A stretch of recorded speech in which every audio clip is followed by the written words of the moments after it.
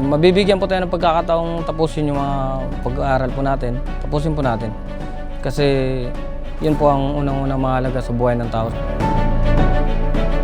Ito na yon, yung multi-purpose building na two-story with rooftop, no? Sa Gibalot Falls. Akala mo dito para bang yung mga ninuno natin dito may mga ibon, andito pa ho, no? Since I discovered nung bata pa ako, andito pa ho. Nagbabalik ang Buhay Barangay TV Season 2. Tuloy-tuloy ang kwentuhan at pagbibigay buhay sa mga kwento ng ating mga barangay. Hindi lang mga pasyalan ang ipinagmamalaki ng mga tagbanwa, pati na rin ang mga kababayan nilang nakapagtapos at may trabaho na. Sa Ormoc, panalo ang barangay complex na to. Bida na sa laki, A+ pa ang facilities. Dahil sa natural beauty at kalinisan ng waterfalls dito, #blessed ang barangay na to. Ako po si Cap Jessica D ng Buhay Barangay TV, kung saan natututo tayo ng sabay-sabay mula sa mahal nating mga barangay.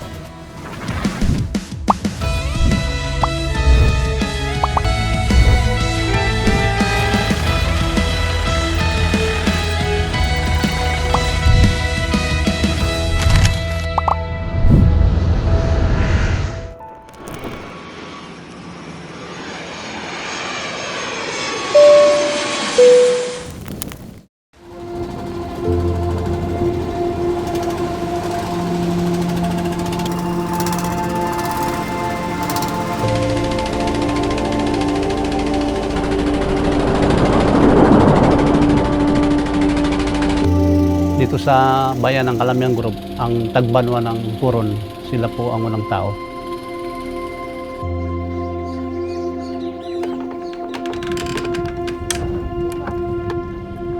Yun po ang sabi ng mga ninuno namin.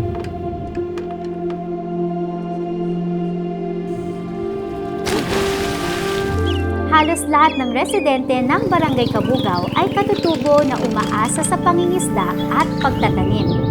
Ayon kay Cap Darwin na may dugong tagbanwa rin, kakaunti lamang sa kanila ang nakakapagtapos ng pag-aaral. Panawagan ko sa barangay ko na paaralin niyo ang mga anak niyo.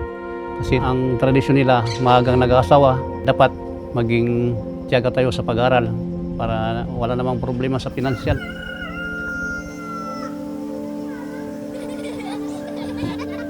Kaya isa sa mga naisip na solusyon ni Cap Darwin ay ang pagpapatayo ng high school sa barangay.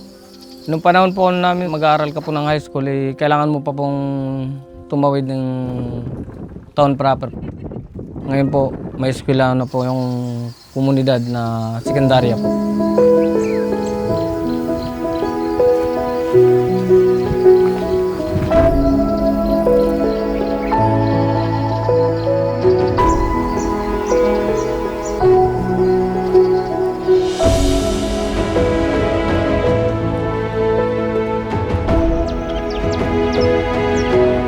Si Jobert sa mga pruweba na malayo ang pwedeng marating ng mga katutubo.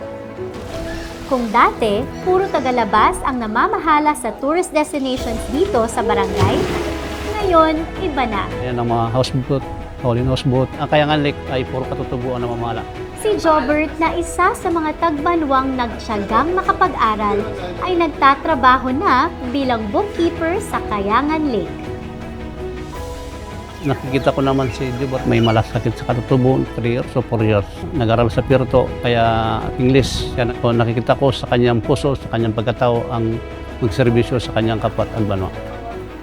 Kauna-unahang college graduate naman si Rodelyn na ngayon ay treasurer sa barangay.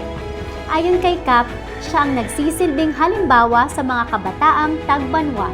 Sabi ko, tamaan mo ako sa laban kong ito para mapaunlad natin ang Barangay Kabugaw, mapaintindi sa mga katutubo kung ano ang kalagahan ng edukasyon. Sa ngayon, nag-submit na ng requirements ang barangay para makapagtayo ng senior high school. Isang hakbang na nagbibigay ng mas malaking pag-asa sa kabataang tagbanwa. sa lahat ng katutubo. Maging proud po tayo bilang katutubo kung may mabibigyan po tayo ng pagkakataong tapusin yung mga pag-aaral po natin. Tapusin po natin. Kasi yun po ang unang-unang mahalaga sa buhay ng tao. Marami pong salamat sa kanila dahil po kung hindi sa kanila, sa pangangalaga nila at sa kultura, malamang wala po kaming mina ng lugar na sobrang ganda katulad po ng Paslan ng Coron.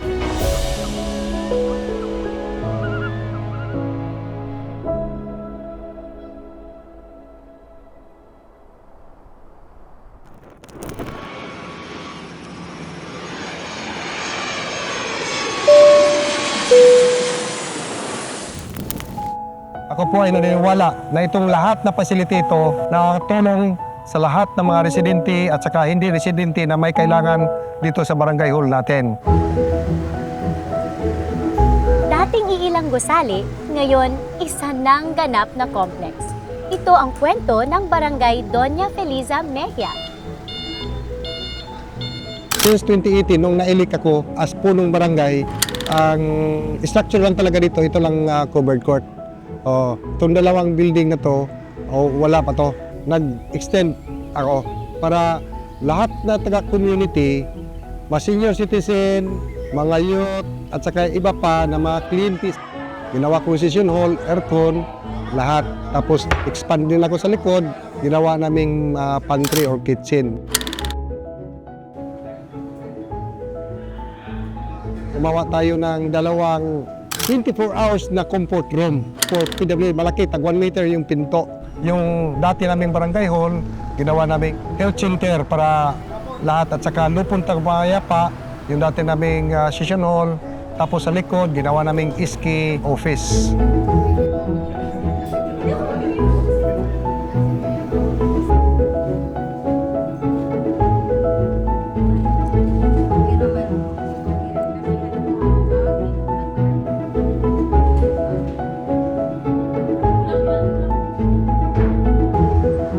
Ito na yon, yung multi-purpose building na 2-story with rooftop. Daycare center natin sa baba, aircon, pati sa gilid.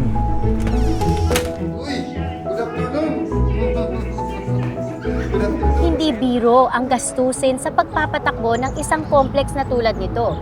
Kaya naman, nag-isip ang barangay ng paraan para madagdagan ang kanilang pondo. Yung kabilang side, meron kami inadapt na Philippine Society of Mechanical Engineers. Kaya ito, nagbibigay sila namin ng solar panels, mga school supplies sa mga daycare at saka sa elementary natin. Every time, pag mayroong calamity, nagtatanong sila kung anong maitulong nila. Yung common court, pag daytime, 250 per hour. Pag nighttime, 350 per hour. May ilaw. Ito yung pinakamalaki namin income. Pag maayos yung pasilidad natin sa barangay, maayos din ang serbisyo natin sa mga taga-barangay, mga residente sa barangay. Nangangailangan.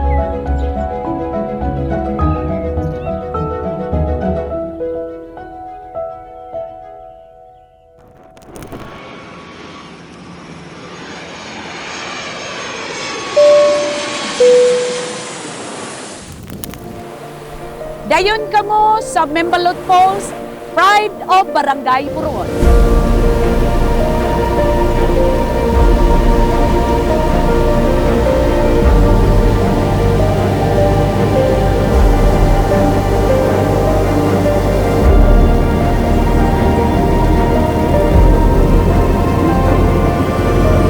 Kabilang ang Membalot Falls sa binansagang Tourism Triangle sa Iligan. Kasama ang Maria Cristina Falls at Tinago Falls. Maiinganyo ka na.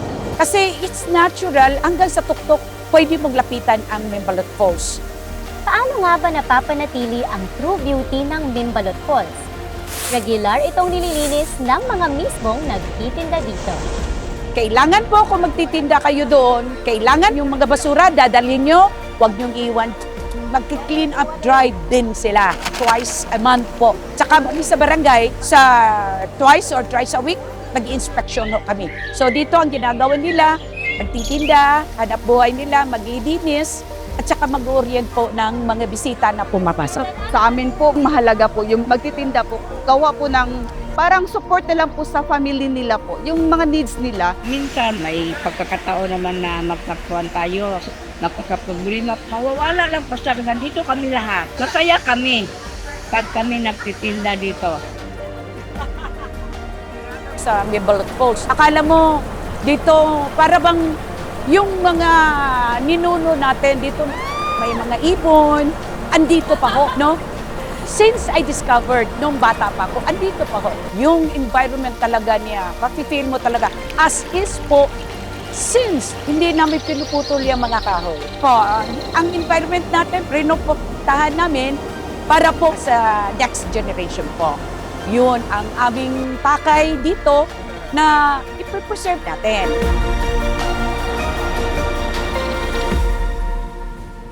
Maraming salamat sa inyong suporta sa ating programa. Asahan niyo pa ang mas makukulay na kwentong barangay. Kayo ba? Ano ang good news tungkol sa barangay niyo? Mag-comment, mag-message at sundan ang Liga ng mga Barangay sa Pilipinas Facebook at Instagram page. Ako po mali si Cap Jessica D na nagpapaalala sa inyong magserbisyo ng tapat, magserbisyo ng may malasakit at magserbisyo ng may pagmamahal.